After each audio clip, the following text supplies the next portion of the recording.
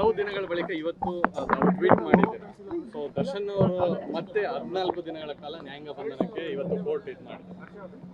ನೋಡಿ, ಕಾನೂನಿನ ವ್ಯವಸ್ಥೆಯಲ್ಲಿ ಅದರ ಪ್ರಕ್ರಿಯೆ ಯಾವ ರೀತಿ ನಡ್ಕೊಂಡು ಹೋಗಬೇಕು ಅದು ಹೋಗುತ್ತೆ. ಅದರ ಬಗ್ಗೆ ಯಾರೂ ಏನು ಕಮೆಂಟ್ ಮಾಡೋ ಹಾಗಿಲ್ಲ ಅಂತ ನಾನು ಅಂದ್ಕೊಂಡಿದ್ದೀನಿ. We all respect the law and ಅದರ ಪ್ರಕಾರ ಏನೇನು ಆಗಬೇಕು ಕ್ರಮಗಳು ಅದು ಆಗ್ತಾನೆ ಇರುತ್ತೆ. ಅದ್ರ ಬಗ್ಗೆ ಏನು ನಾನು ಕಮೆಂಟ್ ಮಾಡೋದಿಲ್ಲ. ಇಷ್ಟು ದಿನ ನಾನು ಮಾತಾಡದೇ ಇರೋದಕ್ಕೂ ಅಥವಾ ಇವತ್ತು ನಾನು ಪೋಸ್ಟ್ ಮಾಡಿದ್ದಕ್ಕೂ ನಾನು ತುಂಬ ಸ್ಪಷ್ಟವಾಗಿ ನನ್ನ ಪೋಸ್ಟಲ್ಲೇ ಅದಕ್ಕೆ ಒಂದು ಕ್ಲಾರಿಟಿ ಕೊಟ್ಟಿದ್ದೀನಿ ಅಂತ ಅಂದ್ಕೊಂಡಿದ್ದೀನಿ.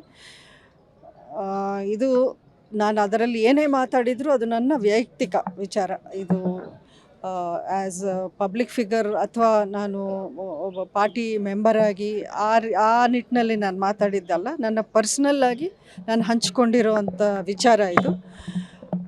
ಖಂಡಿತ ಅವ್ರ ಮನೆಯಲ್ಲಿ ಈ ರೀತಿಯ ಒಂದು ಘಟನೆ ನಡೆದಾಗ ಯಾರೂ ಪ್ರತಿದಿನ ಮಾಧ್ಯಮಗಳ ಮುಂದೆ ಬಂದು ಅಥವಾ ಸೋಷಿಯಲ್ ಮೀಡಿಯಾದಲ್ಲಿ ಬಂದು ಅಥವಾ ಇನ್ನೊಂದು ಕಡೆ ಏನೋ ಮೈಕ್ ತಗೊಂಡು ಮಾತಾಡೋ ಅಂಥ ಒಂದು ಮನಸ್ಥಿತಿಲಿ ಯಾರೂ ಇರಲ್ಲ ಅಂತ ನಾನು ಅಂದ್ಕೊಂಡಿದ್ದೀನಿ.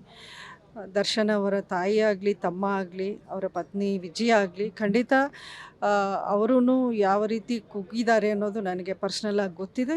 ಎಲ್ಲರ ಜೊತೆಯಲ್ಲಿ ನಾನು ಎಸ್ಪೆಷಲಿ ವಿಜಯ್ ಅವ್ರ ಜೊತೇಲಿ ಮೊದಲನೇ ದಿನದಿಂದಲೂ ನಾನು ಸಂಪರ್ಕದಲ್ಲಿದ್ದೀನಿ. ಬಟ್ ಇವೆಲ್ಲ ಪರ್ಸ್ನಲ್ ವಿಚಾರಗಳಿರೋದ್ರಿಂದ ನಾವೆಲ್ಲರೂ ಒಂದು ಶಾಕಲ್ಲೇ ಇದ್ವಿ, ಒಂದು ನೋವನ್ನು ನಾವು ಅನುಭವಿಸ್ತಾ ಬಂದಿದ್ವಿ. ಇದೆಲ್ಲ ಪಬ್ಲಿಕ್ಕಲ್ಲಿ ಮಾತಾಡೋ ಅಂಥ ವಿಚಾರಗಳೇ ಅಲ್ಲ ಅಂತ ನಾನು ಇದ್ದೀನಿ. ಆದರೆ ನನ್ನ ಈ ಮೌನವನ್ನು ಕೆಲವರು ಅದನ್ನು ಬೇರೆ ರೀತಿ ಬಿಂಬಿಸೋ ಒಂದು ಪ್ರಯತ್ನವನ್ನು ಮಾಡ್ತಿದ್ದಾರೆ. ಅಭಿಮಾನಿಗಳಲ್ಲಿ ಒಂದಷ್ಟು ಗೊಂದಲವನ್ನು ಸೃಷ್ಟಿಸುವಂಥ ಕೆಲಸ ನಡೀತಾ ಇದೆ ಅಂತ ನನಗೆ ಹಲವಾರು ನನ್ನ ಅಭಿಮಾನಿಗಳು ಹೇಳಿರೋದ್ರಿಂದ ಸರಿ ಒಂದು ಸ್ಪಷ್ಟತೆ ಕೊಡೋಣ, ನನ್ನ ನಿಲುವೇನು, ನನ್ನ ಅನಿಸಿಕೆ ಏನು ಅನ್ನೋದನ್ನು ಇವತ್ತು ನಾನು ಹಂಚಿಕೊಂಡಿದ್ದೆ. ಮೇಡಮ್, ತಾವು ಅದರಲ್ಲಿ ಉಲ್ಲೇಖ ಮಾಡಿದ್ದೀರಾ ಈ ರೀತಿ ದರ್ಶನ್ ಮಾಡುವಂಥ ಸ್ವಭಾವದವರು ಅಲ್ಲ ಅನ್ನೋದು. ಬಟ್ ಸಾಕ್ಷಿಗಳು ಬಹಳಷ್ಟು ಇದೆ ಅನ್ನೋಂಥದ್ದು ಕೂಡ ಪೊಲೀಸರು ಹೇಳ್ತಾ ಇದ್ದಾರೆ. ಜಡ್ಜ್ ಮುಂದೆ ಕೂಡ ಅದನ್ನು ಮುಂದಿಟ್ಟಿದ್ದಾರೆ ಅನ್ನೋಂಥದ್ದು.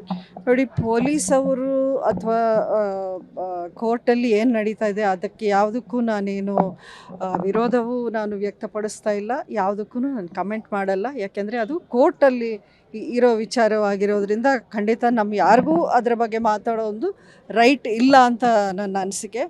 ಖಂಡಿತ ಐ ರೆಸ್ಪೆಕ್ಟ್ ದ ಲಾ. ಕಾನೂನಿಗಿಂತ ನಾವು ಯಾರೂ ದೊಡ್ಡವರಲ್ಲ. ಆ ಕಾನೂನು ಏನು ಹೇಳುತ್ತೆ ನಾವು ಕೇಳಲೇಬೇಕಾಗತ್ತೆ, ತಲೆ ಬಾಗಲೇಬೇಕಾಗತ್ತೆ.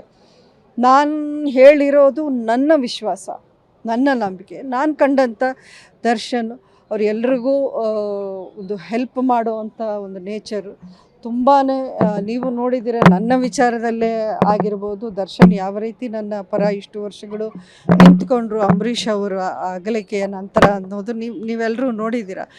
ನಾನು ಆ ರೀತಿಯ ದರ್ಶನ ಮಾತ್ರ ನಾನು ನೋಡಿದ್ದೀನಿ.